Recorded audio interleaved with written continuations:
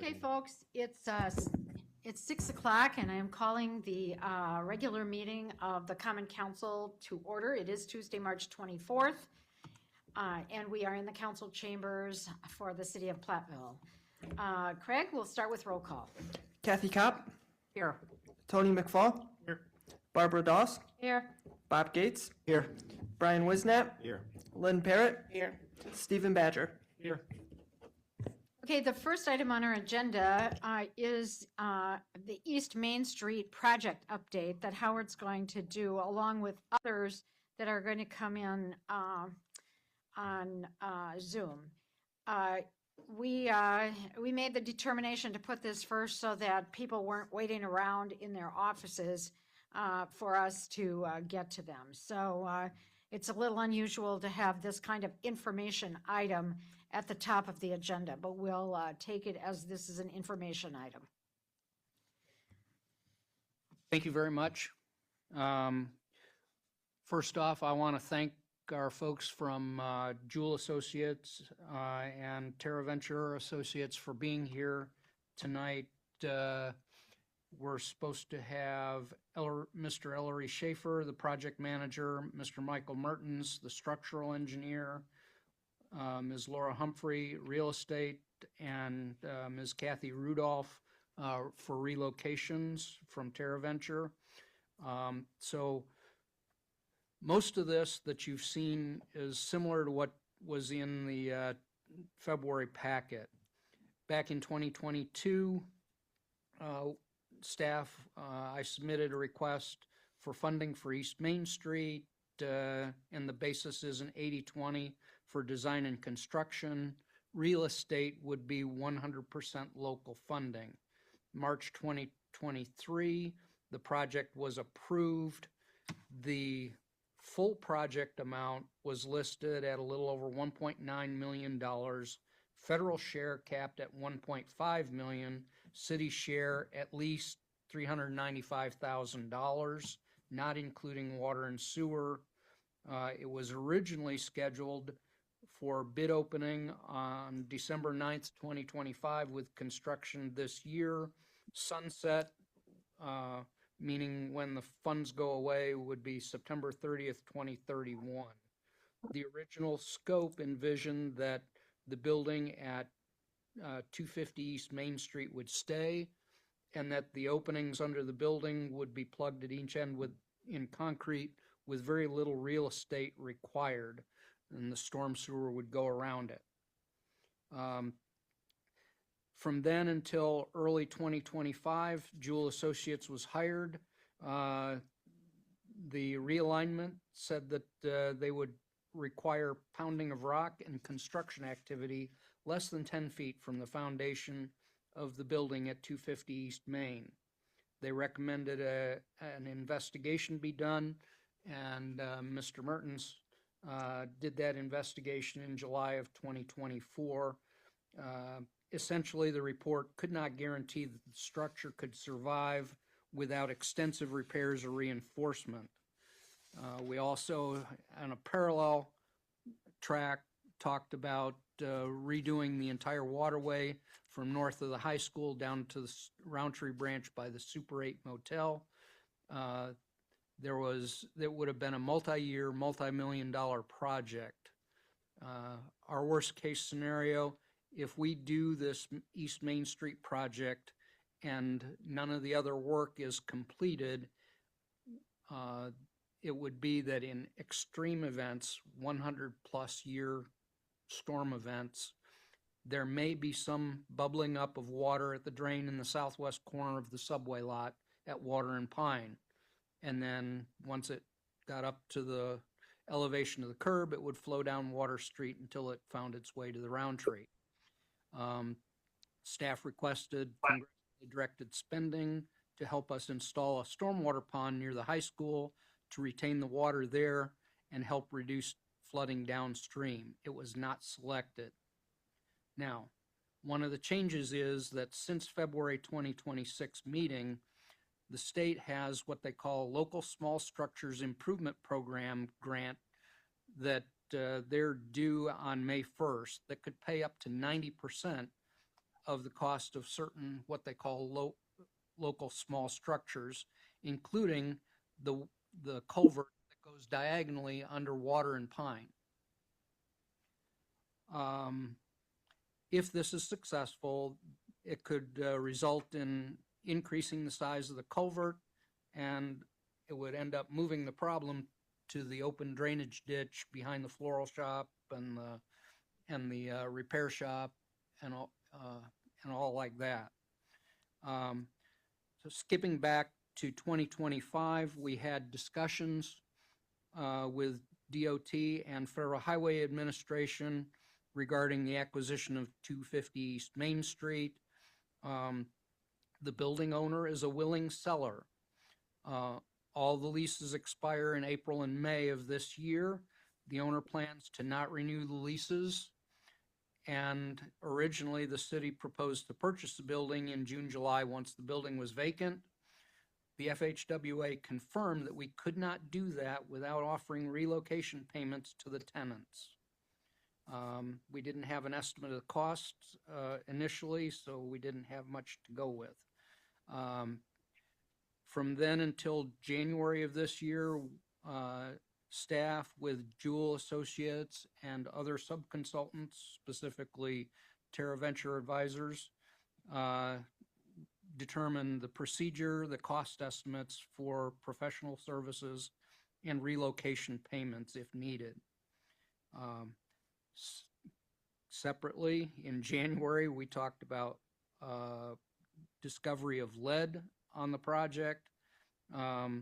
We received the final report, which shows that contamination is localized near the former gas stations at Water Street.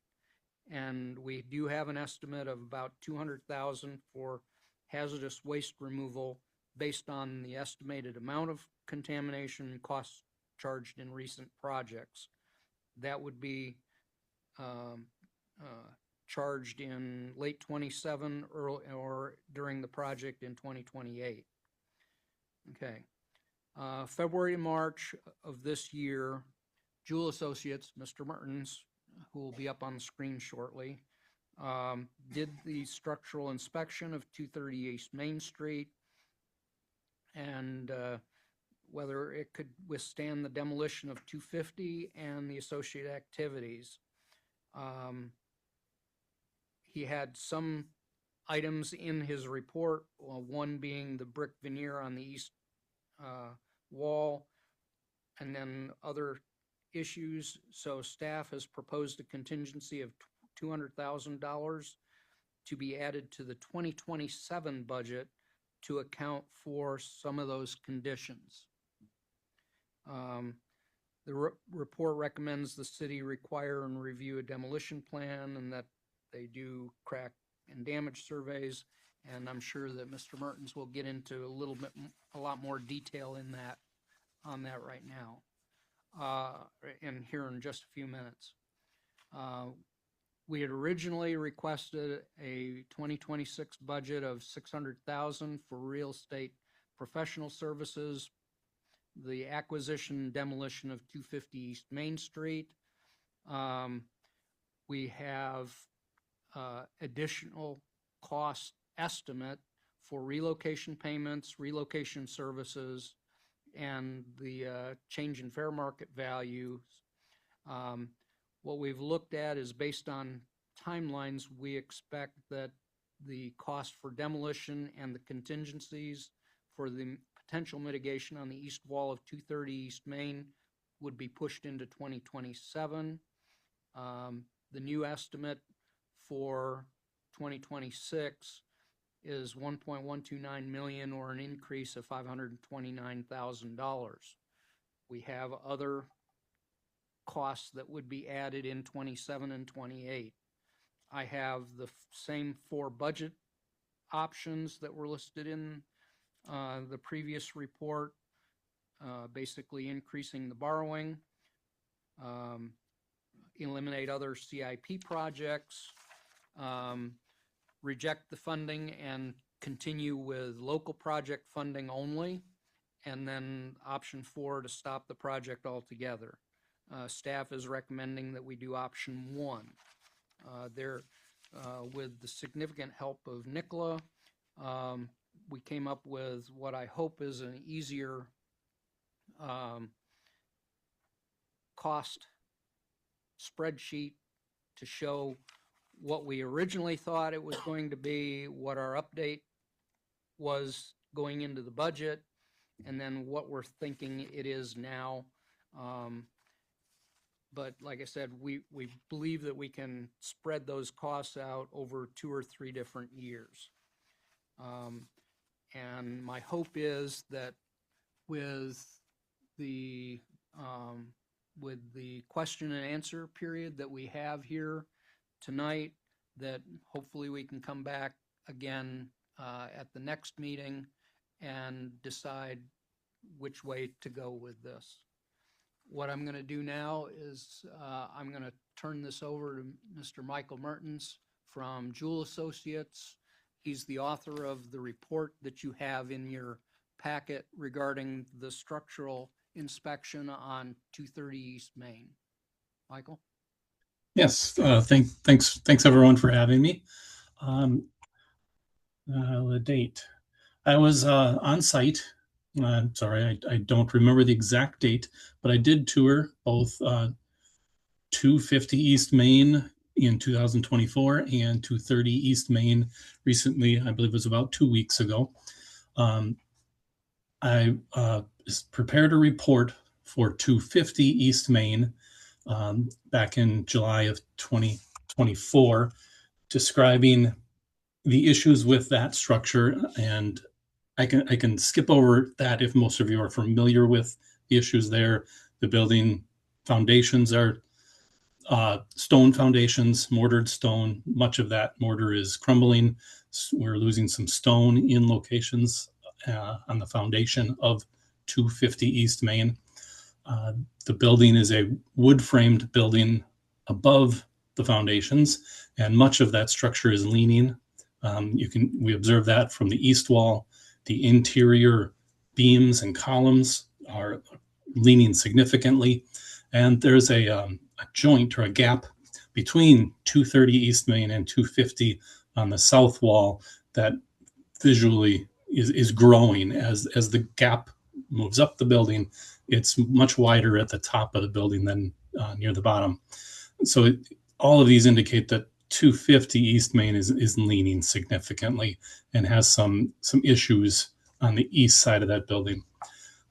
A few weeks ago, I stopped out to 230 East Main to look at the structure to try to determine the likelihood that those two structures work together and the possibility of taking down 250 without affecting 230. From that inspection, it appears that the two buildings are separate structures. The foundations of 230 are poured concrete, which is different than 250, which stacked stone. The structure of 230 is a clay tile bearing wall. As far as we can tell, there might be some embedded steel columns that were not visible, which we weren't able to verify at the time, but it doesn't substantially change our recommendation. But we have clay tile walls with a brick face, and that is different than the type of structure of 250. The roof of 230 is steel trusses supporting wood framed joists or rafters. From that inspection, it appears they are independent structures and that 250 could be removed, of course, carefully and deliberately, doing whatever the contractor can to not affect 230. I can't say nothing will happen, but it looks like they're two separate structures. And if we take off 250, we should be left with a bearing structure on 230, able to support the loads that it currently sees and the loads it should see in the future. The one gray area that was not able to be verified is the brick veneer that's on 230 East Main above the roof of 250 East Main. We know that the southwest and north walls of 230 all have a brick veneer on the outside, but we don't know when they built 230, which appears to be after it was the second structure built. I don't recall the years, I'm sorry, but we see that it's built after 250. And when they built it tight against 250 East Main, we don't know if they built a brick veneer and then alongside it laid their clay tile bearing wall, and whether that brick veneer goes all the way to the roof, or if they built the clay tile tight to the bearing structure of 250 and then set the brick veneer on top of the structure, whether that's the roof or maybe there was a brick veneer on 250. We just weren't able to verify that. So it's something that would have to be considered as a contingency in the contract. There might have to be some type of a support system put in place as 250 East Main is coming down. We might have to determine a way to support the existing brick that remains above the roof of 250. If there isn't brick below the roof line, I can propose some solutions that might work. They may not be the best solution, but it's one of those things that would have to be looked at the time of demolition. But there could be a steel angle bolted to the side of the remaining wall to support the brick, or we could, stack or do another brick veneer from the ground up to the underside of the existing brick that's to remain, or all the brick could come off and we either leave clay tile or we put a new veneer on it, whether it's brick veneer, steel siding, vinyl siding, whatever the choice might be in that situation. I guess that's the gist of the inspections that I completed. It looks like they're separate structures. They should be able to be separated with care and with a plan in place. There's one other minor detail at the front of the building. Looks to be a concrete beam that's supporting the awning of 250, sits on the brick of 230, but I don't see a reason that couldn't be just sawed off and removed to the east. But little things like that there's minor things, but they aren't insurmountable. Does anybody have questions of Michael? Mike? Okay, then let's move on. Okay. I guess there are no questions. No questions. So thank you, Michael. I appreciate you coming in and being available for us. And thank you again for your report. No problem. Anytime if there's ever needed for another meeting, I'm happy to be here. Okay. Great. Thank Thank you you. again. Yep. Thank you. We should have Laura Humphrey and or Kathy Rudolph on screen here somewhere. Yep, we're twinning tonight. I apologize. I couldn't find my invite, so I was like, Kathy, help me. So I'm Kathy Rudolph. And then the other Kathy Rudolph is Laura Humphrey. Okay. Oh, and she's not here. nope, I'm here. Oh, okay. A little dark. Okay. Really? Yeah. Oh, there she There we is. go. Hey. Yeah. Good to see you both. Yes. Okay. Laura and Kathy are here Mhm. to talk specifically about the real estate acquisition of 250 and the issues and questions that you all had regarding relocation and relocation payments, who gets paid, why do they get paid, and what's the basis of it, and stuff like that. Maybe if either Laura or Kathy do a quick overview on what the process is, and then we can have the council members ask you specific questions. You're looking for an overview of the relocation process or the real estate process in Well, general? a little bit of both, I suppose. I mean, Okay, because first we're gonna have to do the real estate acquisition, correct? right. Yeah. Okay. Laura, do you want to start with the real estate and then I can jump in with relocation, or do you want me to start? Can you go ahead and start and then I can wrap up? Sure. Sure. Yeah, no problem. So relocation usually starts a little before acquisition, and that we start in the environmental phase, and that is when we look at the possible relocations that might happen. And we do what's called a conceptual stage plan, which talks about what the possible relocations are when we don't know if you're looking at two different or more options for the project. Once we know what the project is, then we can interview the occupants, because depending on when an offer is made after the interview is done and when an offer is made, the tenants who are there may be eligible for relocation benefits. The tenants can, or the owner cannot waive the tenant's rights for relocation benefits, so they may be eligible for relocation benefits, and the owners may be eligible for relocation benefits.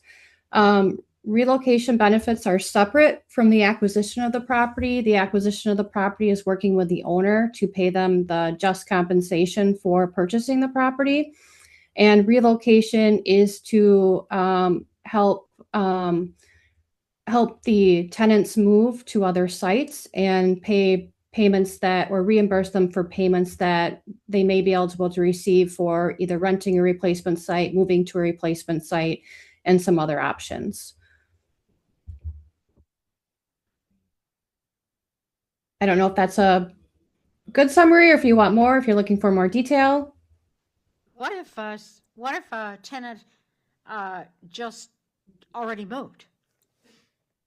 If they already moved, Yeah. well, we're kind of looking at the worst case scenario. They may be eligible. I think when we make an offer, and because we've known about the project or the project is kind of been known about, there's a little gray area here. So if once we make an offer, the tenants who are there are eligible for relocation benefit. So we're kind of going on the worst case scenario that they may be eligible for relocation benefits. If they've already moved before we've made an offer, they possibly could be eligible for some moving.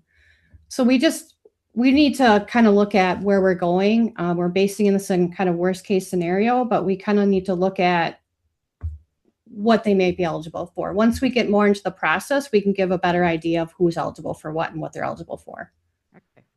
So, and then if some of this area were apartments, and Platteville is a university town, and if Yep. students happen to not only not live there anymore, but actually not live in Platteville because they graduated or something, are they also eligible for relocation benefits? Again, it really depends, and I hate to say that, but relocation, it really depends on the circumstances and what's going on, when they moved, if we've made an offer yet. So it's possible that they might be eligible for relocation benefits, but if they've already moved and we haven't made an offer, it's possible they're not eligible for relocation benefits. How many tenants are we talking about, really? I don't. There are four Yeah. There are apartments. 4 apartments. So I'm Yep. not sure how many were in each of the apartments. There's but there 4 are apartments, and then there's the The first floor is commercial. a commercial. And the Yeah. apartments are 1 and 2 bedrooms. okay, so Yeah. we're talking maybe 10 people. Well, I don't know. Is it the person that's eligible for relocation? So let's say in Platteville, 4 students can live in an apartment. Yep. So Are all if 4 they're of them independently eligible for relocation? they're eligible for one relocation benefit package, so we look at, if for example moving payments, we look at what the moving payment would be for moving them, and then they would split that 4 ways. So we're looking at the unit plus the people in the unit. It's kind of a combined. And so the relocation involves the cost of moving, Yep. all right? So that's a finite thing. It costs so much to move. What else do you have to pay? Do you have to pay the difference in what my rent was here versus what it is somewhere else? Yes. So relocation is actual, reasonable, and necessary. So we determine what the computation might be. So we look at what they are renting for now and what a comparable property might rent for to see if there's more that they would need to pay in rent. And the difference is the reimbursement. And Now, for how many months, how many years, how many? sure, it's decades?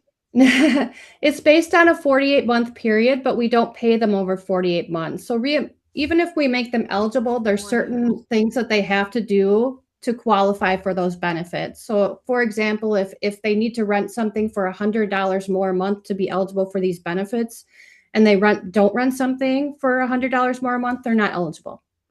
So it's a spend to get program if they need to incur additional costs in moving to another site. And you have to pay them 4 years worth. Yes, Wisconsin law is based on 48 months. Yes. Okay, so Kathy, if I understand correctly, if the new rent is $100 more, that's $1,200 a year times 4, so $4,800, Mm-hmm. plus the cost of hiring a moving service to move everything. Mm-hmm. Even, okay, if there are two bedrooms and 2 1-bedrooms, at the most, that's probably 4 people in the 2 bedrooms, 2 in the 1 bedroom. Mm-hmm. So 12 people. I'm still having a hard time seeing how you came to $554,000. It just seems like a lot. I'm sorry, what are you looking for, the 544? That includes professional services and other things So it as well. includes paying Right. them. Okay, it includes paying who? Those guys. Okay, those. I mean, I'm assuming you charge us for your service. We charge you for your service, and then it also includes if for commercial relocations, for example, if they're the tenant downstairs who's a commercial relocation, we do have to get an extra appraisal called a furniture, fixture, and equipment appraisal. So it includes that cost. And I don't know if what you're looking at also includes Jules costs. I guess I don't have the document that you're looking at in front of me. My estimate included both the Jewel and the Terra Venture Okay. estimates that I had received. So this Okay. includes the inspection reports on 230 and 250, or just 250? Or it's like, No, the relocation costs are the combined professional services and estimated high-end relocation payments for our commercial tenant and the 4 apartments. It's all based on high-end, based on what these folks have seen in the past, so that we don't, and as Kathy just explained, you have to spend it to get it. So if we estimate that it'll cost $10,000, but they only spend $5,000, we're paying $5,000. So it's not like. who gets to choose the rental? I mean, so you're saying if the difference in rent, so I'm renting this apartment now and I'm renting it for $900, but Mhm. now I get to relocate, and so I find another 2-bedroom, but it's $1,200. So the agency determines what the rent differential is. We call it a rent differential. So as the relocation agent would complete the rent differential. And because this is a project that has DOT oversight, Wisconsin Department of Transportation, that computation would need to be approved by both the city and DOT.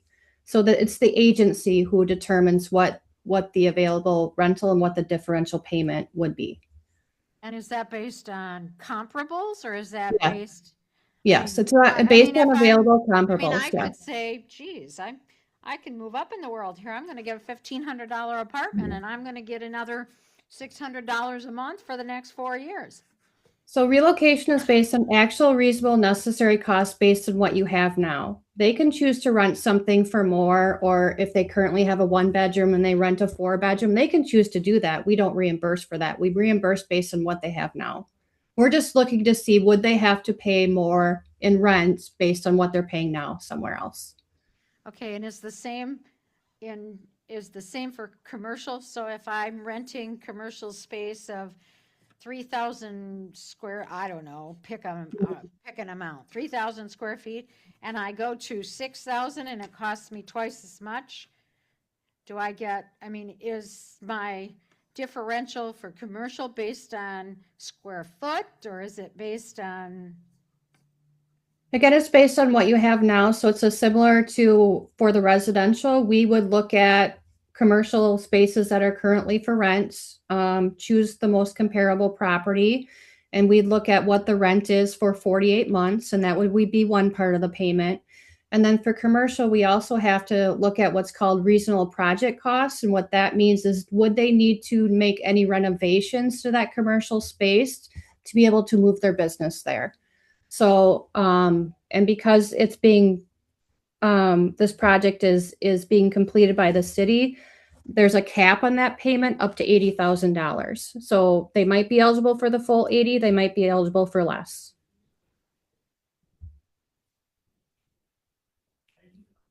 You go ahead.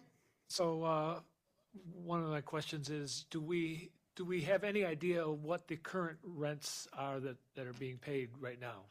Yes, I believe we got lease agreements for the residential. I don't remember if we got a lease agreement for the commercial, but I think we have a roundabout knowledge of what it might be from memory. Okay, and okay, I'm sorry. The building owner has been very cooperative and willing to work with us. And I know for a fact, as Kathy just mentioned, that he provided copies of the residential leases. I don't remember if he provided a copy of the commercial lease, but we can certainly find some of that. It depends on, other factors, I'm sure. I think it would be worth having that information so we can even do a preliminary estimate, even if it's not a specific. I think that's what they've done. I'm sorry, have you done, I understood you didn't have financials and that everything we put together was. We did provide a preliminary estimate, not having seen the inside of the property. So based on what we know now, we did a preliminary estimate of what relocation benefits might be. Okay. And then I'm sorry, please. And I'm sorry, is that included in the spreadsheet that you folks are looking at? No. I don't know. I did not break it down like that. Okay. But Gotcha. But the total cost is included in there. Is that what you're saying, Howard? Yeah, that Okay. that 554, we included professional services and the estimated cost of the relocation payments. Relocation payments. Okay. And as you said, that was based on what you considered to be high-end comparables. So I think that everything that we're talking about is in this recommendation that I have. But you can And break it down should that be- 554 number for us. Do you want me to chime in here? I mean, Howard, you can do it, right? Yeah, so Kathy's estimate herself was $420,400. That is for the estimate relocation payments. And then for her professional services, it's $134,000. So No, sorry, I have a different estimate I'm looking at, Laura. okay. Well, that's how I got the math of the 420 plus the 134 difference to get Okay. the 554. That's what I had. Yeah, sorry. So is that what you had, Kathy? The real Kathy, not the other Kathy? The estimate I pulled off, and maybe I'm looking at the wrong one, but the estimate for relocation I gave was just under 245,000, not including services or fees.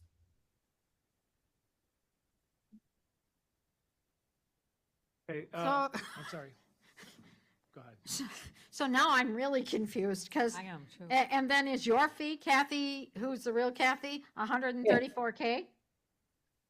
Yes, and that also includes furniture, fixture, and equipment appraisals that we would need to obtain from a subconsultant. And did I hear you say that the building owner might also get relocation Yes, payments? the building owner might be eligible for relocation benefits. They're not eligible for like the rent differential we are talking about, but they are eligible for expenses in moving personal property if they have to move personal property out of the building. And they're also eligible for some expenses in reestablishing a rental property at another site. Based on that, I have estimated about 41,000 for the owner. And again, these are spend to get it. They would have to incur these costs. I'm confused. If we're buying the building, right? Yep. Why would we pay the owner relocation if we're buying the building? Because for a project, and when under Wisconsin law and federal law, the landlord or the owner of the building is eligible for relocation benefits. Because More specifically, it's so that he can get a comparable building somewhere else. yeah, his business is renting the property. He's eligible for replacing that rental property. So again, he would have to incur expenses that would have to be actual reasonable and necessary expenses that would be approved by the agency. So it appears that the 134 got added in twice, Howard. So it appears that the total of 245, 41, and 134 is the 420. And it appears that the 135, the 135 for the real Kathy got added twice, is what it appears, according to what I've written down. And I'm sorry, maybe I misspoke. Did you double the estimate just to cover things in case something increased? Maybe that's what you did. I don't know. I think what I need to do is work with both of you and Sure. make sure that I've got my numbers correct. Laura and I seem to have the same number, so we're going to Okay, hold on. work together to figure it out. But in any case, the number is lower and not higher than what I have in here. So, my proposal is that we bring this back next time for actual action and vote. And in the intervening 2 weeks, I want to work with these two ladies to make sure that we have this correct, whether it's the 554, 379, whatever that number is, and make sure that you all have the proper numbers here next time. But yeah, okay. So Howard, I have a question for you. I'm sorry. Go ahead. No, that's fine. Now, if I'm understanding this, there's a grant or some money that was going to help. 90% of what we were just talking about before they came out. My question is that grant contingent on that high price, that high cost of the original cost of what we were looking at allocating for this project? Or does it matter? There is no grant funding for the relocation or real estate portion of this. What was it we were just talking about? The grants were for design and construction of this project, and then I had a separate one that we were looking at here. But none of these projects provide grant money for real estate or relocation. That's all on us. Okay, so this number we're talking about now, either 500,000 or 300,000, is not part of design. So Correct. that's how we got to the 1 point something million. That's how we got to almost 2.1 million right now. Actually, with water and sewer, 3 million. In the staff note, you can see that there is the federal money is the 1.5 million. Yeah. And that does not change. That is capped. That is the maximum, and that is for the construction and some of the design for the road for East Main. But any additional costs that have come to light, such as the lead mitigation and these relocation costs, mitigation of 230 East Main, are all outside of the grant, and just would be city cost. I think I'd like to see, instead of that line item says real estate acquisition and services, or something subsequent down below, is a full bulleted list of what those are. I'd like their fee, both of their fees broken out, any subcontractor fees that are potentially there, the relocation fees, what the caps are, what the caps on the commercial relocation fees would be, just so that we can sit there and say worst case scenario, reasonable guess, and then, best case scenario, something like that. And I have a problem with having to pay somebody who's already moved out of the building relocation services. That makes no sense to me. Well, there's a lot of regulations. Well, that make yeah, no okay, sense. so I'm the new guy on the block. I'm going to bang my head against the screen until I understand. So I notice in the budget change that there's almost now a $95,000 increase in the cost of design and construction. Yes. The issue there is because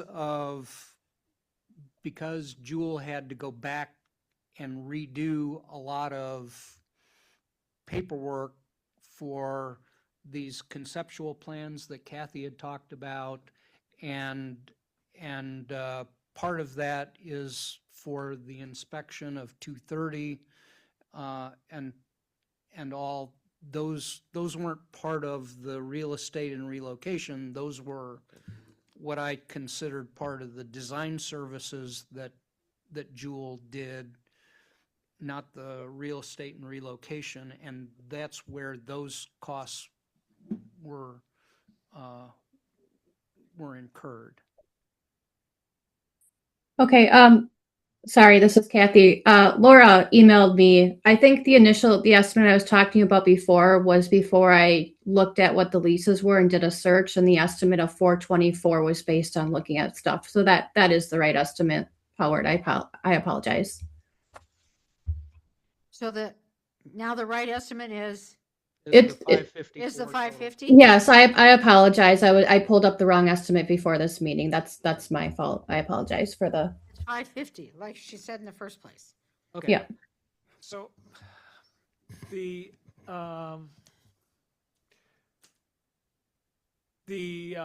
monthly spend to get for the increased cost of rental property, Mhm. is that paid out across 48 months, or is that lump summed, or how is that handled?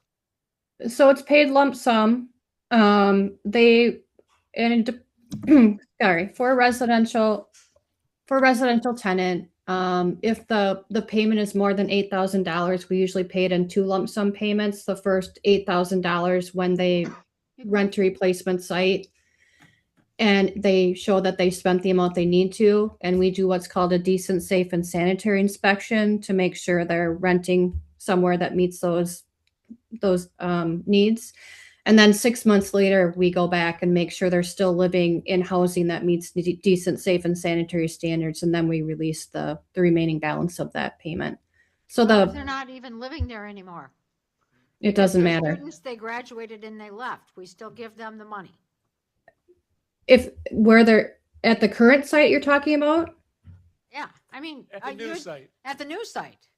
I mean, you It said does, you're gonna help my rent for 4 years. yep. But, It, I don't even live here anymore. You're still helping my rent for 4 years. yes, once they sign the lease for the current site, they're eligible for that payment. They don't have, the law does not require that they have to live at a place for 48 months or 4 years. We have to do the calculation based on If that. they live out of town, they can move to Hawaii. So I have one more question. Can you get me the law, Yeah, I'd like the to. chapter and verse of the law? I agree with you. Sure. I'd like to see the statutes for this. This is ridiculous.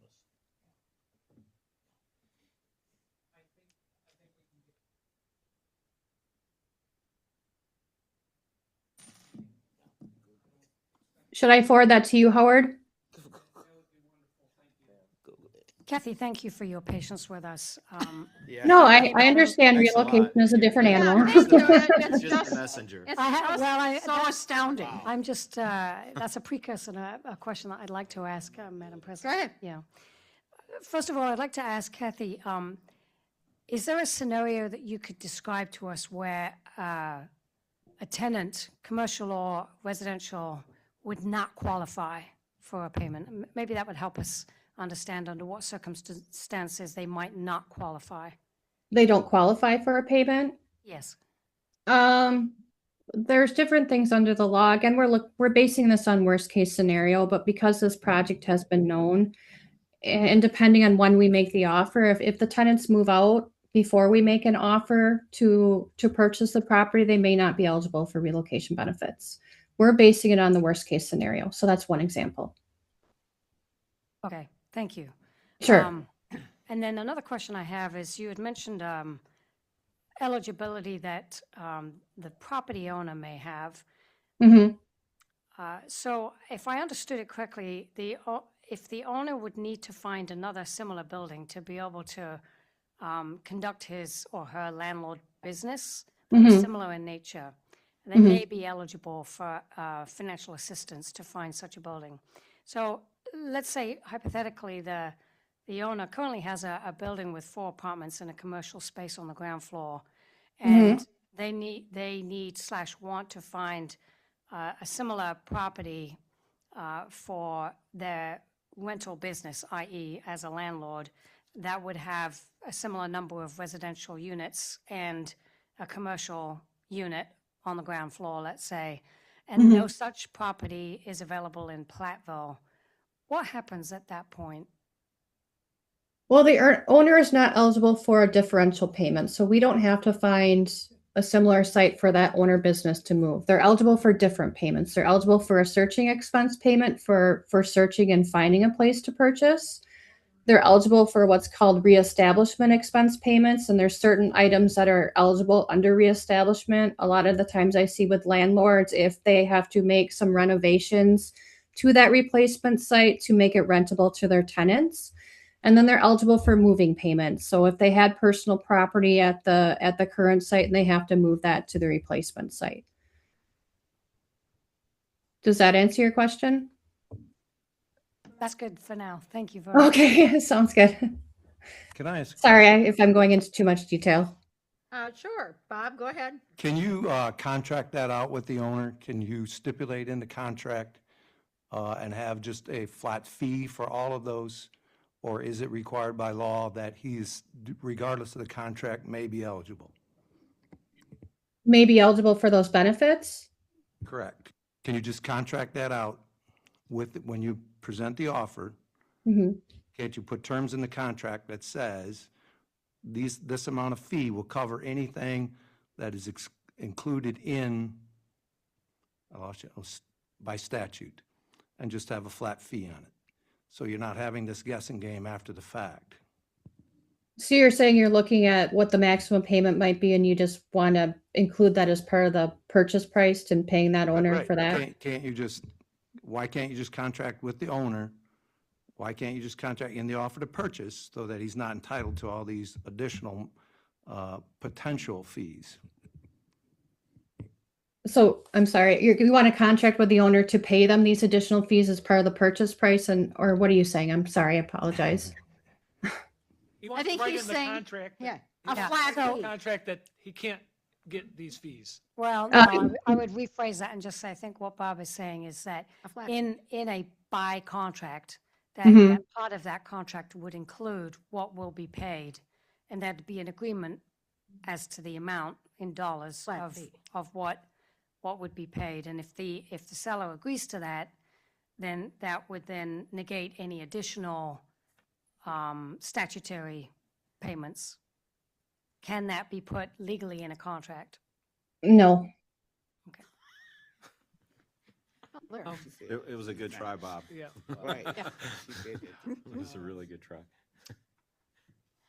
Yeah, We don't want to jeopardize any funding, you know, that's why we Right. have Kathy handle the relocation. We have the acquisition separate from the relocation. Yeah. one last thing, and it's not necessarily for you, but what I heard, was it Michael Yep, say okay. was that we also have a risk of additional costs in the raising of the property once, whether there's damage to the 230 facility or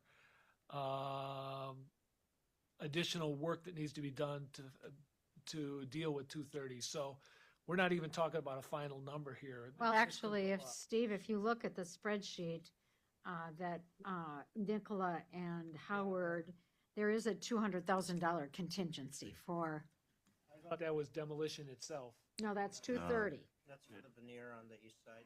Oh, I'm Yeah, sorry. That's 230. Yeah. My apologies. Yeah, that's what Michael and I had come up with as a contingency if we needed to do something like that. Now, if, you know, when we bring in a contractor to do the demolition of 250, we're going to be requiring, you know, that they have proper insurance so that if they inadvertently damage 230 as part of this process, their insurance needs to cover that. But the idea being for this contingency is if they do everything right and some of those contingencies that Michael talked about happened, not due to the fault of the demolition contractor, then we need to make it whole, and that's what I put in for that contingency. And based on the timelines, that would be a 2027 cost. That makes sense. Okay, do we have another person that's waiting or not to speak? Don't believe so. Okay, I Unless just didn't Ellery know- is on there or not. Was he there or not? Okay. Yeah, I'm here just listening, so. Ellery is the overall project manager for the design and all for Jewel. I mean, he is not the expert on the relocations. No, but I real just estate. remembered seeing another list and I was like, you know, if we have somebody else that's got more stuff that we need to hear, then we maybe need to hear the more stuff at this point. But evidently, he's just here as a listener. Huh? Okay. More or less. Yep. All right, we've asked for the statutes and stuff so we can get a better understanding. And we've, not for Kathy and Laura, but for Howard, have asked for a more definite breakdown so that we can understand the costs that are in the spreadsheet. I think we're pretty much, Kathy, do you have questions about relocation and purchase? I'm going to go down the. Hyperventilating. You're just hyperventilating, okay? Well, good, we're glad to hear that. It's just that we're gonna need the physician. Tony, do you have questions? Lynn? No, I Googled, I found my answers. I'm You good. Googled, okay. Mhm, I found Brian, statute and everything. I think, thank you, Laura and Kathy for joining us. I think that if you, Kathy, send the information forward, that'll be helpful.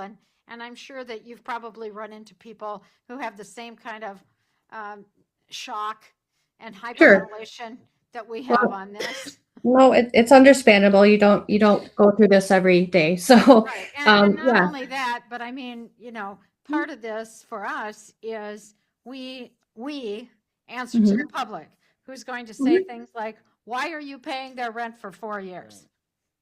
Yeah, I can email you, I'll email everything, the statutes and the federal laws so that you can look at that. If there's other questions you have after you guys review that, I'm certainly happy to answer those.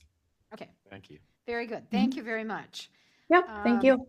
Does anybody have any questions for I have questions maybe for Ellery. for who? Ellery, Ellery? Okay, I'm curious, during the construction project or the demolition project, let's call it, would the business in 230 have to like cease for a while, or would they be able to work through the construction demolition period? Yeah, and as far as I'm concerned with that, that's not for me to say one way or another. Basically, what we'll have in our specifications for the highway contract, Howard had touched on this. Basically, it's a spec that will require an inspector to come in and document the physical condition of the existing building, both pre and post construction. That way, if there's any issues, they're documented.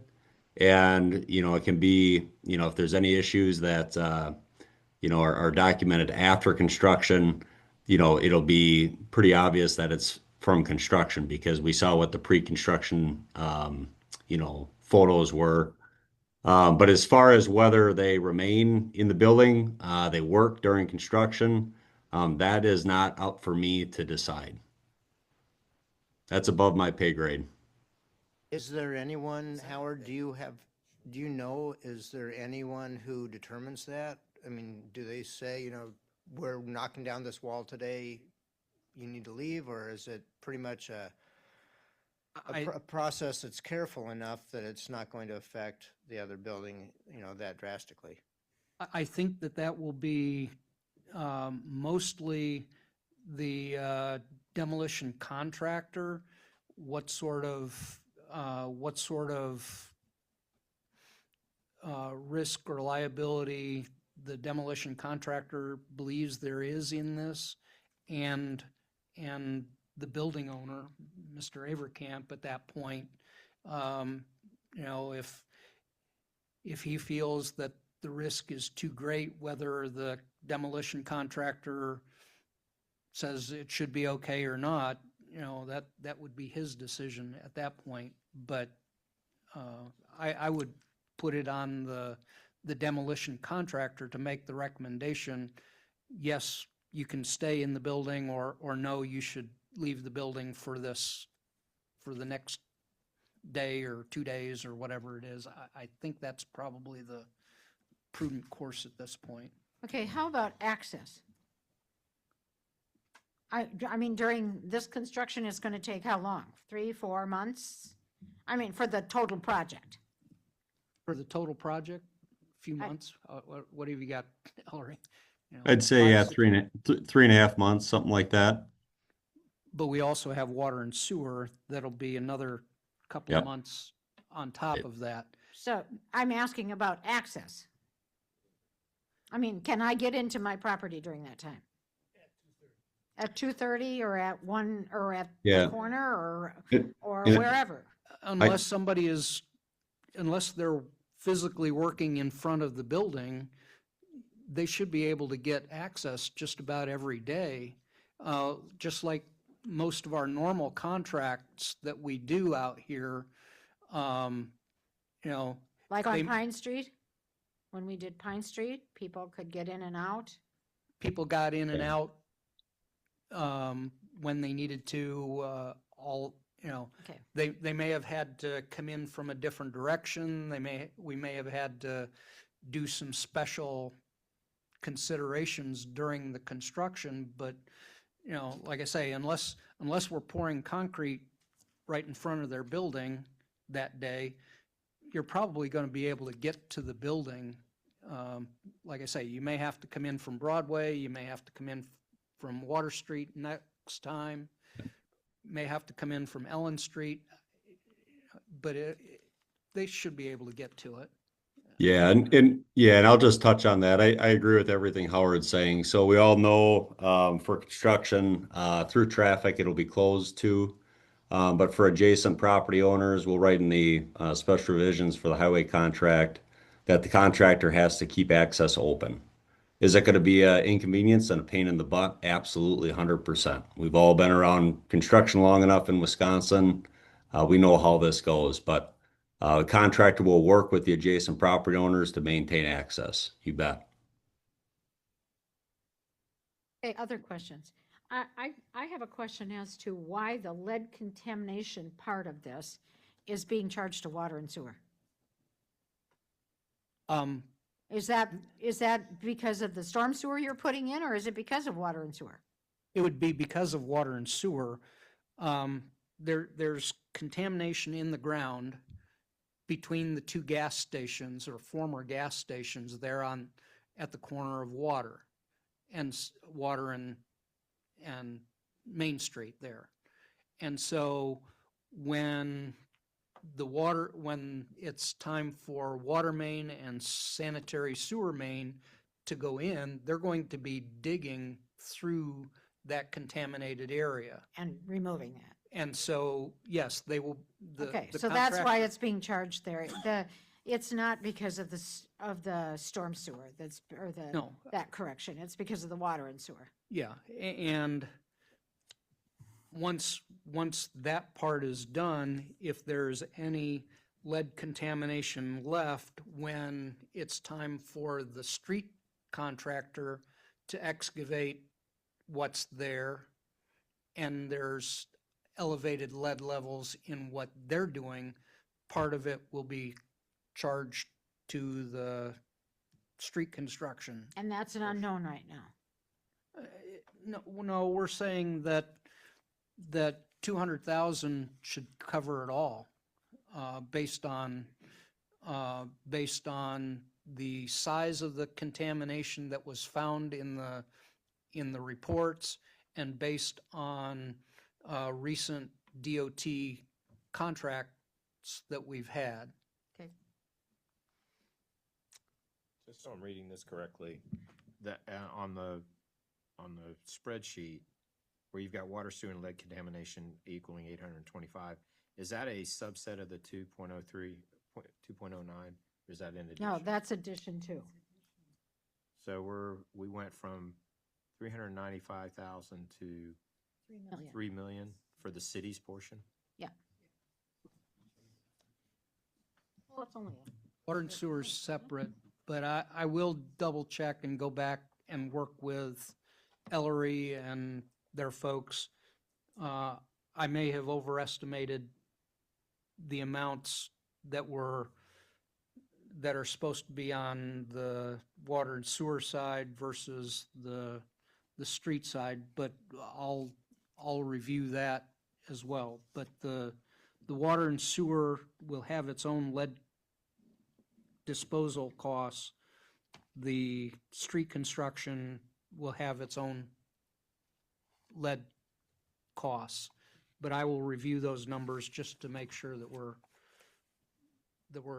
allocating them accordingly. And when we proposed this project back in whenever it was, 2022 or 2021 or whenever it was, these projects weren't at that point eligible for any water and sewer. Is that right?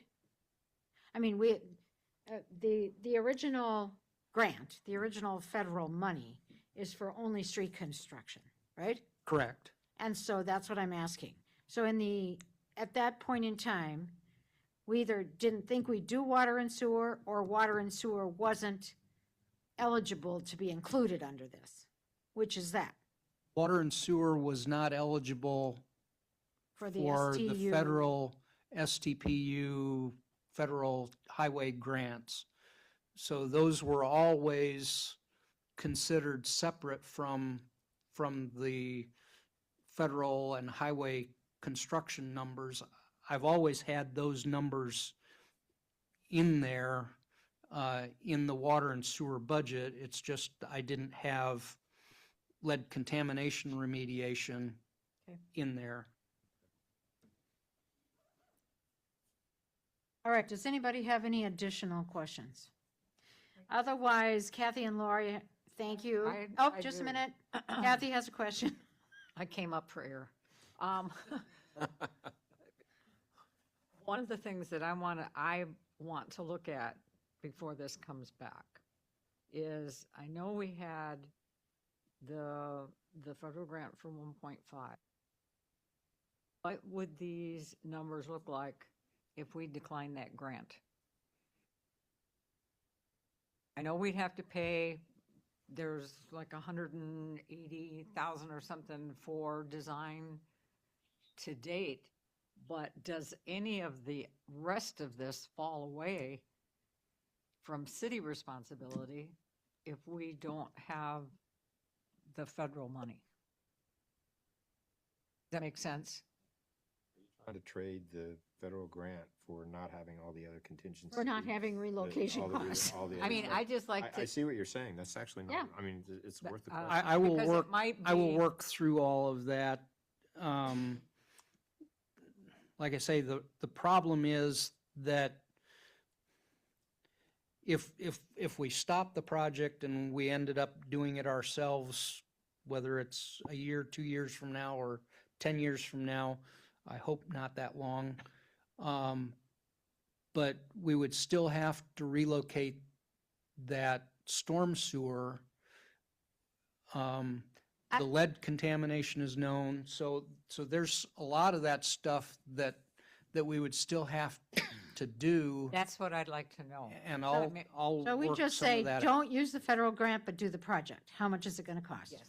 Yeah. In other words, how much additional has it cost because we're taking federal money? Wouldn't have I cost think- 1.5 million that- extra, would it? I don't know. That's what we want to Right. find out, Bob. If you look at option 3 in the staff note, that has a general estimate. So essentially, Okay. we did discuss this as staff, but I think the saving would be the 554,000 of relocation and the various things that we've discussed in this meeting. There would still be, obviously, demolition of 250. There'd still be remediation of the east wall of 230. There would still be lead contamination removal and so forth. So while a lot of those costs may be hard to pin down at this point, and while it is perhaps a large pill to swallow, we, I think, would be giving up $1.5 million in order to save $557,000. Can I just jump in quick? I think for me, Whether you Just a have, minute, fed- somebody- sorry, this is Kathy Rudolph. It doesn't matter if you don't have federal grants. You would still be responsible for relocation benefits, whether you have federal or non-federal money in the project. Thank you. Can you elaborate on that perhaps a little?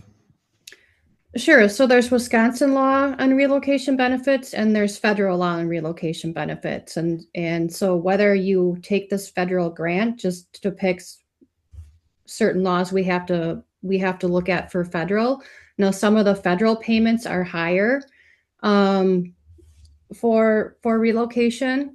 So that maybe come down a little bit, but overall you'd still have relocation benefits if you don't have the federal grants, because Wisconsin also requires that you would have relocation benefits. So can I ask that we get both Wisconsin law that addresses this as well as federal law? I sent a link to Howard. I sent an email to you with everything in there, with all the links. For both Fed and Wisconsin? Yep. Thank you. Yes, I just received it.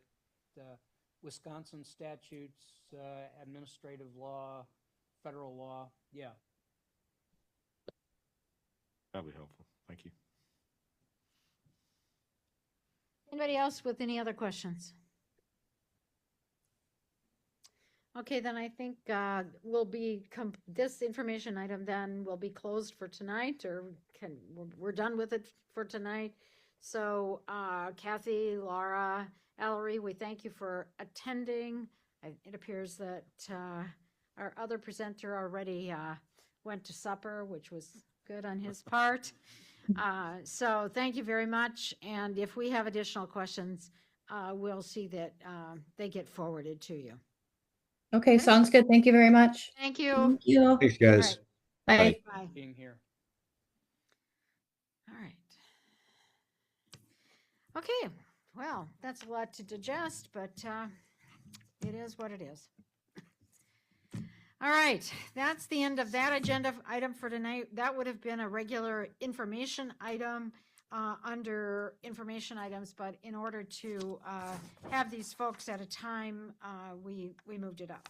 So now we'll go back, we'll now go to our public hearing that's scheduled for tonight. So we do have a public hearing tonight on a rezoning request for 715 Roundtree Avenue. Joe? Yes, so the property at 715 Roundtree, it's currently a vacant property. The owner, the applicant would like to construct some multifamily housing on that property, but that's not allowed under the current zoning.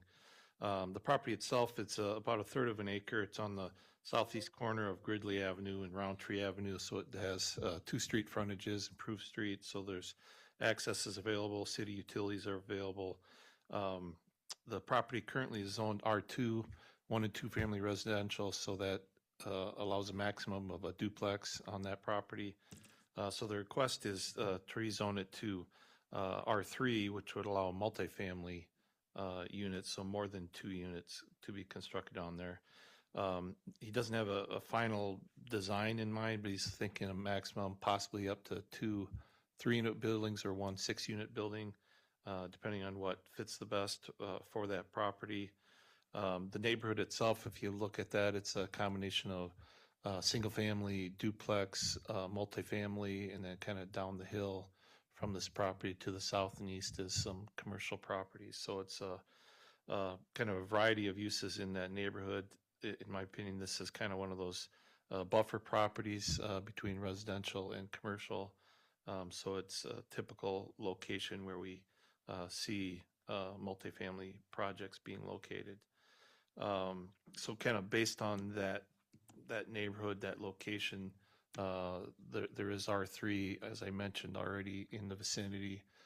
So this request does seem appropriate for that location.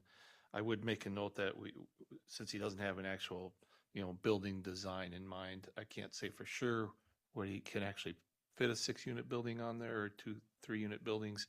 It really depends a lot on the number of bedrooms in each unit, or if it's efficiency, 1 bedroom, 3 bedroom, 4 bedroom, because that impacts the amount of lot area he needs for unit and the amount of parking that he needs for each unit. So the exact building design may have to adjust based on that, but either way, the R3 would at least give him the ability to look at that as an option, because otherwise it's limited to a duplex. So staff would recommend approval of the rezoning request. The Plan Commission reviewed this and also recommended approval. Any questions? Questions of Joe? I have one question, and actually it was Kathy's question, and we thought that it was going to be forwarded to you. And this is, the question is, in the current discussion of the comprehensive plan, there's acreage and units per acre. Correct.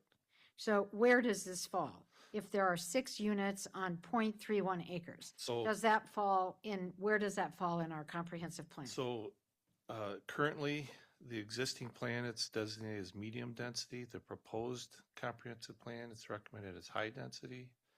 So that will change.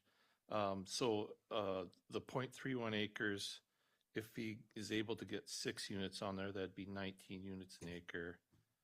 5 units would be 16 units an acre. 4 units is just under 13, and 3 units would be 9.7. So the only way you could get 6 units on there would be if they're efficiency or 1-bedroom units. If they're larger number of bedrooms, you'd have to reduce the number of units. And again, it depends on if you can get the parking and so forth. He has to meet the setbacks. But the existing, the medium density is 14 units per acre. The proposed for high density would be 10 to 50 units per acre. So it kind of falls in the middle right now. of our the current 14 would kind of be definition in the of- middle of his options as far as, again, depending on what Higher medium. building he actually puts on there. And what would you say the apartment building is on that's down there? Is that high density or medium density? I don't know what the acreage is. I did not look at that. I believe it's a 10-unit building, kind of on the end of Gridley. Yeah. Yeah. On the end of So- what doesn't appear to be a road. It's more of a paved driveway. Yeah, that it's they- more of they a improved. path. Actually, the building, when they put that building in, they paved the gravel street in order to be able to put their building on there. But that's another story. I would guess that they would probably fall into that high density category, because if you look at that building and the parking, that pretty much takes up the lot. And the rest of it in that area is probably low density. Low to medium. Across the street the other way, there's 2 duplexes on a lot that's not much different size than this. That was a plan unit development. Yep. So that'd be probably comparable to the 4 units on here. Okay, any other questions? Then the second part of a public hearing is the applicant statement.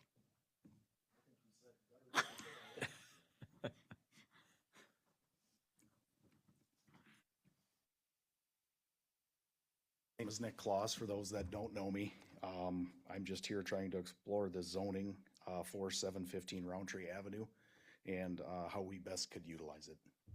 So, any questions? Questions of the applicant?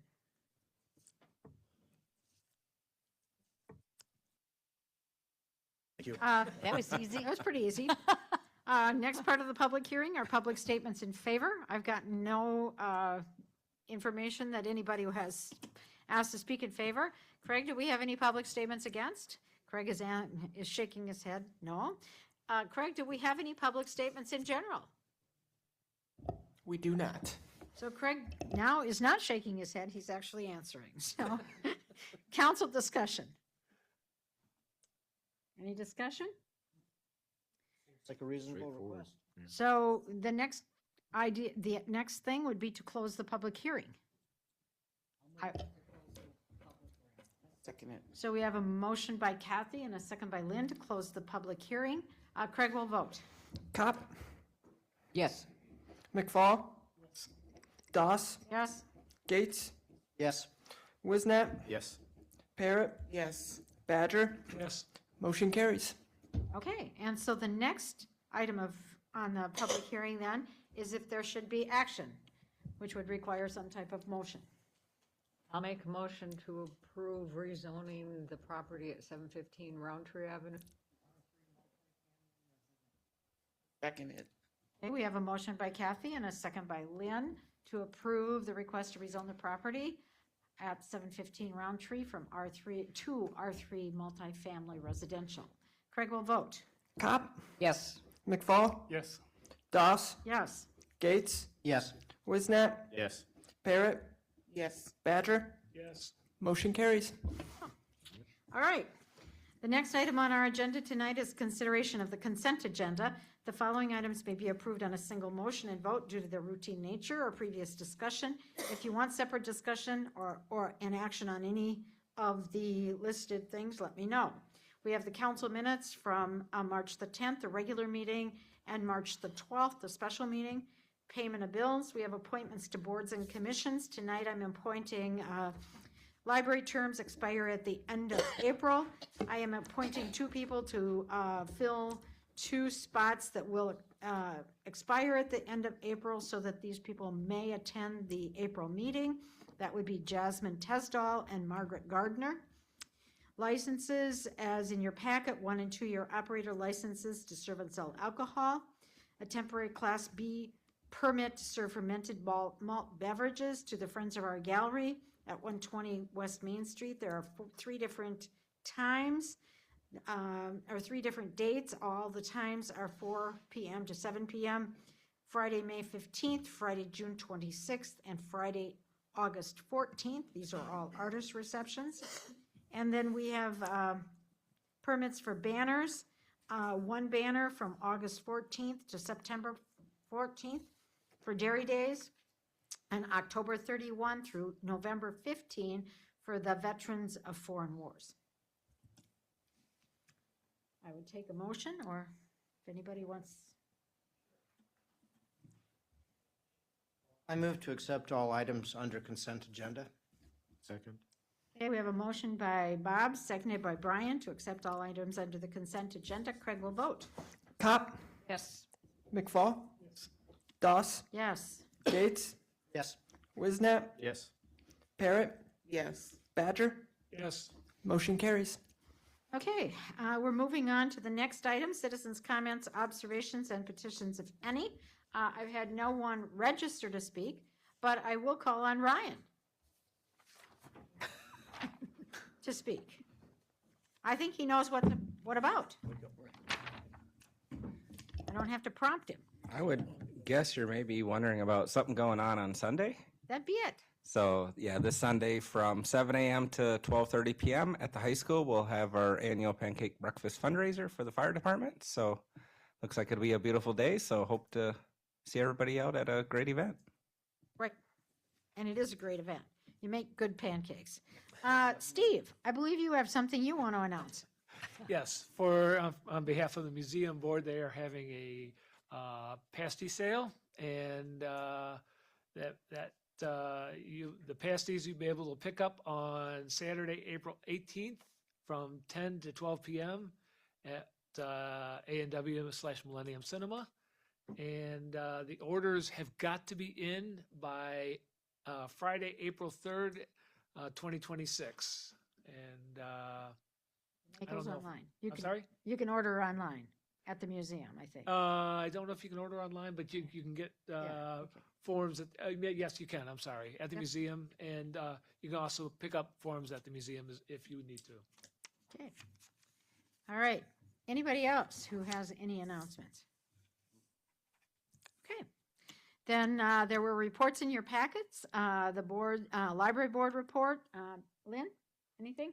Nothing to add. Airport Commission, Brian? Nothing to add. And water and sewer? I don't have anything. Okay. Okay, then let's go to our single action item for tonight. This is contract 8-26 on highway painting. Howard? Yes, thank you. This is our annual painting for center lines and other pavement markings on our highways.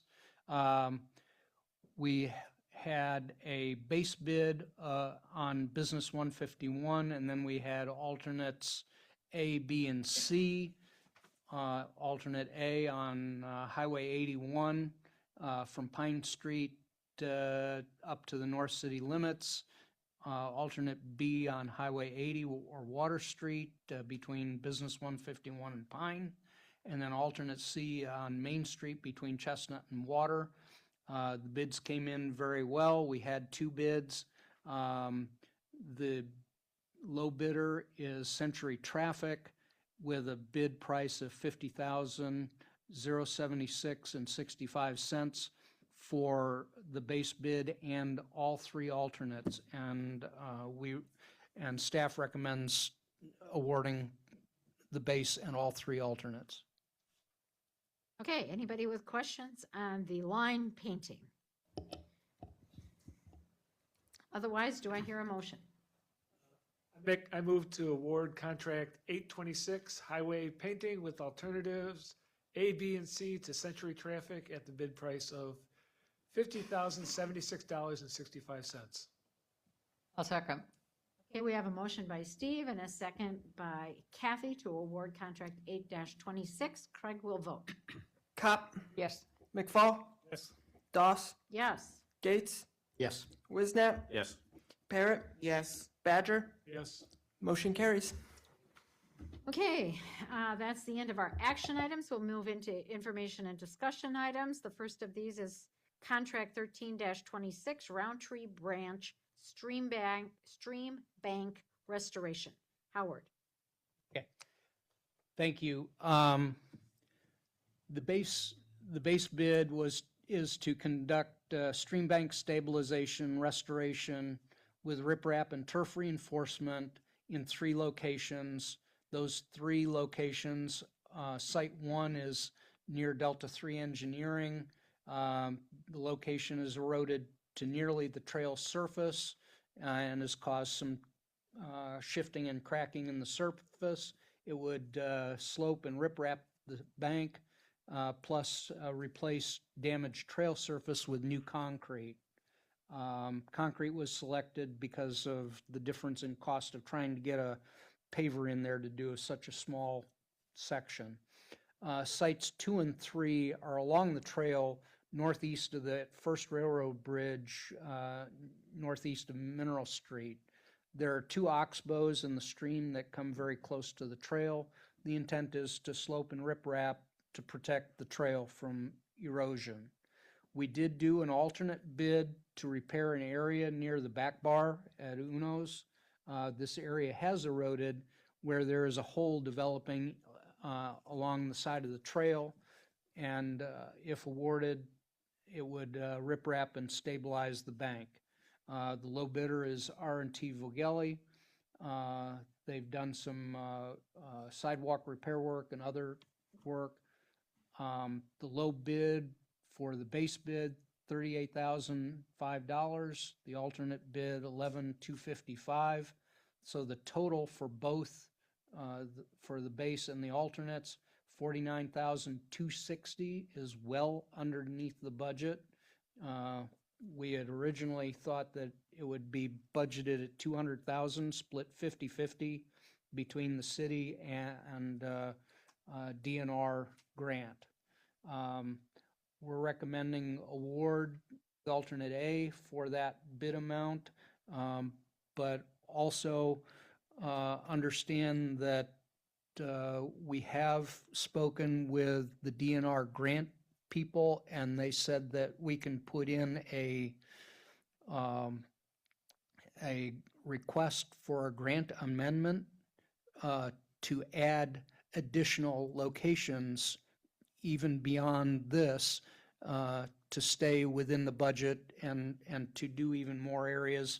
And so Dan and I have been scrambling, looking at some of those additional areas to see what we can do.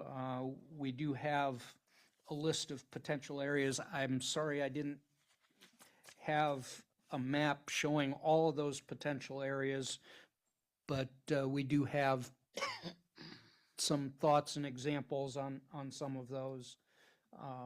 The priority, of course, being back bar. We have an area near Fiesta Cancun that has a couple of washouts. We've got an area on the west side of the Business 151 bridge by Delta 3, where the water comes along, goes across the trail, and then goes into the stream right there at the underpass that needs a little work in there. There's a little place at the chamber that we're looking at, and there's a couple other places that we're also considering. So we're looking at a lot of different areas. We would do this as a change order as long as we're approved by the DNR to add those areas and get all those done. Okay, questions? I have one odd question. What's an oxbow? That's where the stream meanders and makes a U, makes kind of a U shape, if you will. Gotcha. Yeah, okay. Not heard that before. Okay, I have a question. Dan might have some questions or additional statements on something. I don't know. What have you got? I have a question. How in the world can one bid be like 50,000 and the rest of them are so much higher? How in the world? I mean, I look at this and I'm like, and this is all including the stuff by the back bar where the hole is? Yes. Yeah. Okay. We struggled with that initially ourselves. Yes, we did. So following the bid opening, I contacted Ryan Vegley, the owner of R&T, and he thought I was calling him to tell him he didn't get the job. But I proceeded to tell him that he was about half of the next bidder. He was very confident in his number. He said this works well into his schedule. He's planning on doing it late summer, early fall. And he goes, really, it's not that hard of work. He says he just believes everybody else is just charging too much for the work. So we were typically, when someone is nearly 50% the next bidder. You know, there's usually concerns. And we're always concerned with that because we don't want, we don't want the contractor to start and go out of business or quit the job and realize what they're getting into. But Ryan has done several of these projects for us in other communities. He does excellent work. Landscaping is kind of their background. So he felt really comfortable with the numbers.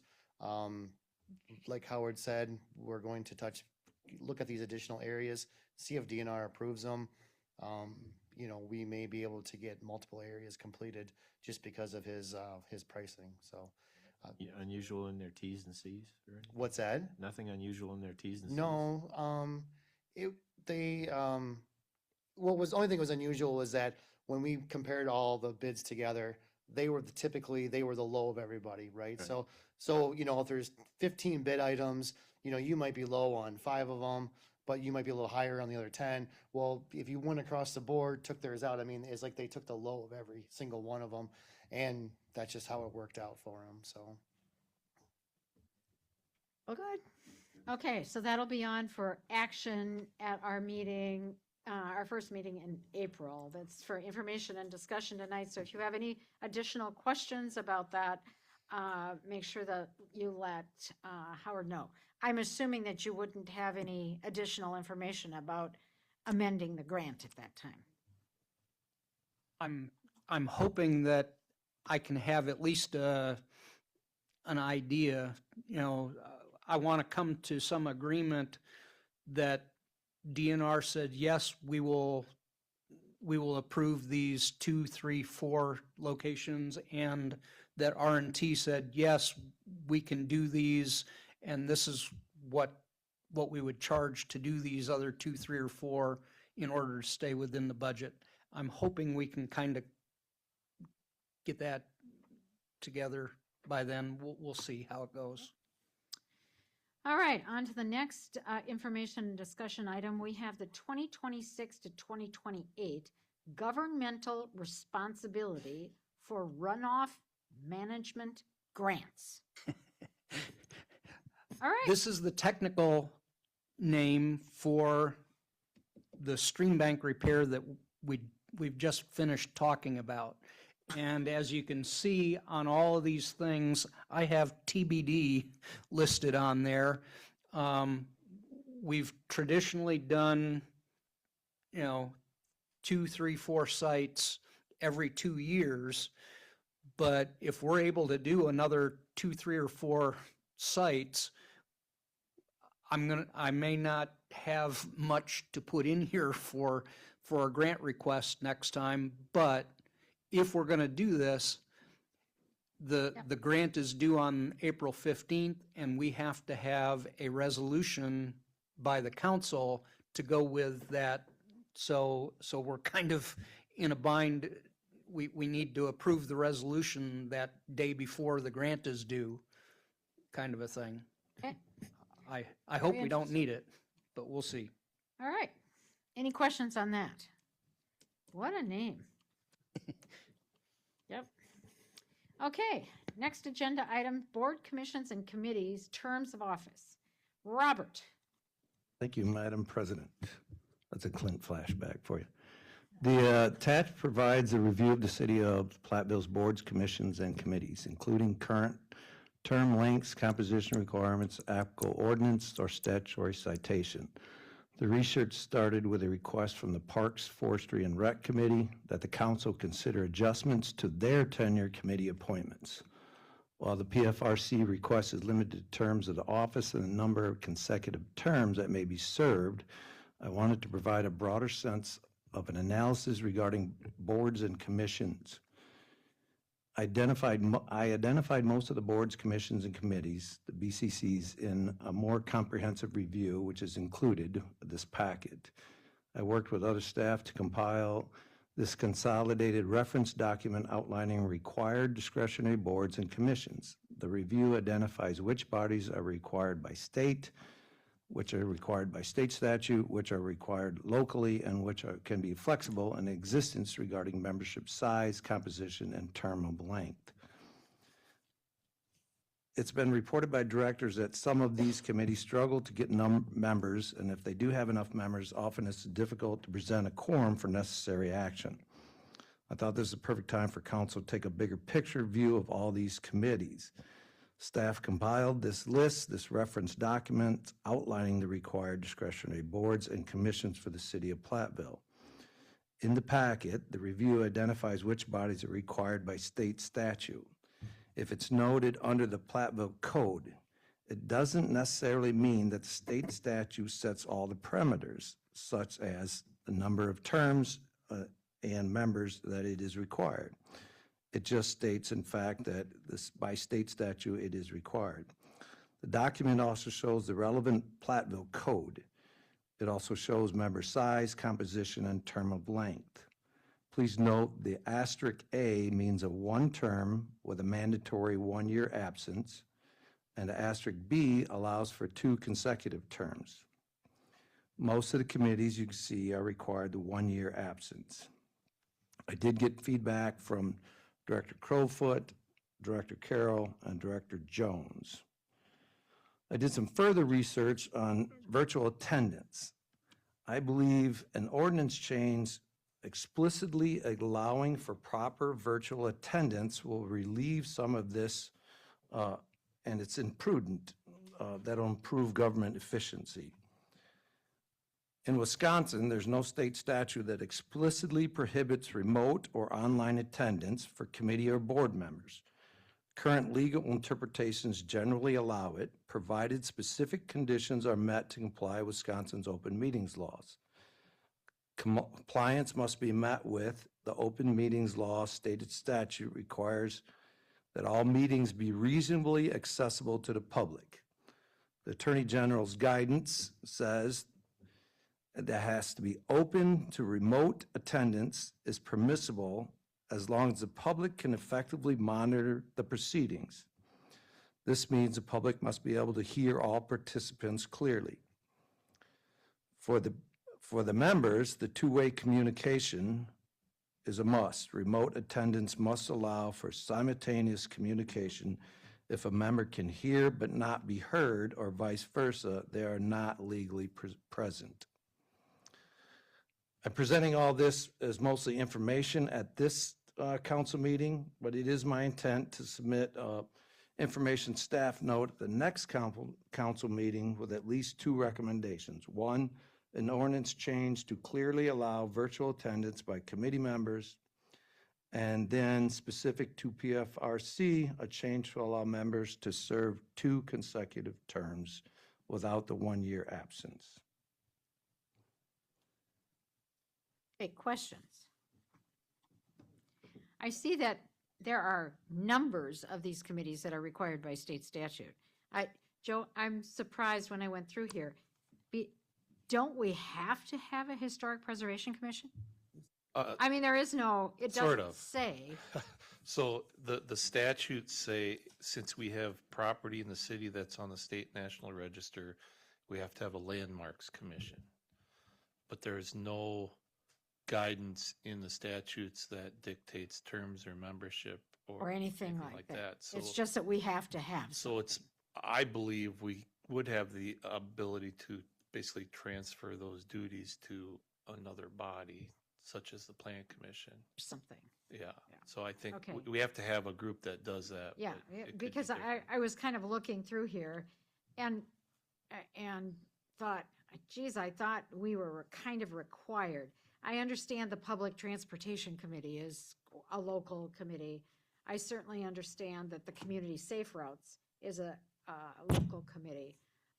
I know that tourism is specified in the, because we have a tax, that's specified. Commission on Aging is one I've been, I'm really conflicted about, because I wonder if our Commission on Aging here actually preceded the Commission on Aging for the county, because when you look, there has to be a Commission on Aging in a county. I mean, it doesn't have to be a county Commission on Aging, but each county has to have a Commission on Aging. At least that's the way I read the statute. It doesn't mean that it has, that it could be the Platteville one, but I mean, it means that, so I sometimes wonder how those came to be. So I did try to start going through these. Actually, the committees that are difficult to fill are the Board of Appeals, zoning, and the Board of Appeals. Those are the ones that are difficult to fill. Historic preservation has been difficult because the parameters actually say they have to have an interest in historic properties. And finding people who want to serve, who have an interest in historic properties has been difficult, I will say. But it was, nobody else was on the, we did do a significant committee consolidation about 15 years ago. Do you remember that?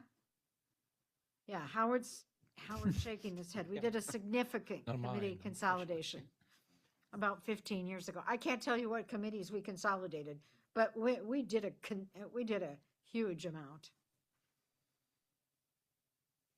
Well, I was just thinking right now, it doesn't seem like consolidation of committees is really what's up for discussion. Correct. It's more just term lengths. And I would think that if the state statute doesn't determine that, or require that a year be taken between consecutive terms, I think it's a good idea to allow 2 consecutive terms. There are a lot of people who have a lot of expertise and knowledge, and by the time the 3rd year's ending, have also gained a lot of knowledge that Right. I'd hate to lose. And in fact, there are a lot of people who have ended up serving 5 years because our rules also say if you are in a board and I appoint you tonight, Right. and you serve for, half the year and you resign, and I appoint someone to fill his place, that's not, so I appoint you to fill his place? Well, you're filling his term. Right. So then you can serve out And his roll term, in. then you can have your own term. Well, in that situation, but in a Right. situation where someone starts a fresh Right. term. So I said there are instances where some I people have understand that. served, I understand that. yeah, 6 or more years, or almost 6 years. All right, well, folks, take a look at them, and yeah.